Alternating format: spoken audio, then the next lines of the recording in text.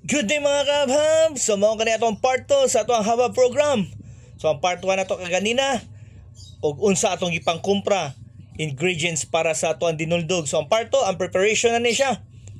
So first step jud, ato jud ang limpyuhan kay lami ang kaon, basta limpyo ang pagkaon. Balag unsa pa nakabaga ang palot, ato nang brushan.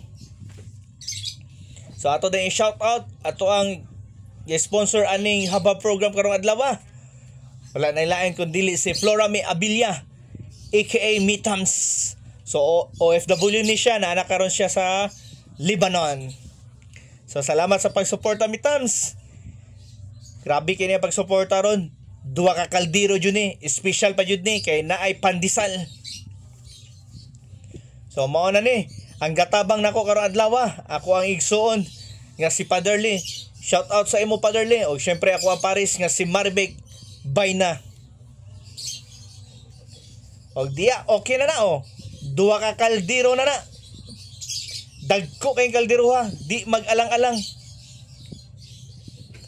So isago lang sayog. Ang target na mo ani alas 4 sa hapon. So porya buyag na uman mi aning mga 3:30. Nakagikan pun mi dayon. Nakatag na mi dayon sa simbahan. So diyan dapita, okay na. Pagbutang sa kalamay, ang gata na yato ibutang. Og mauna na ang final na to ng ating timpla. So kita kits, pedicab driver and put driver.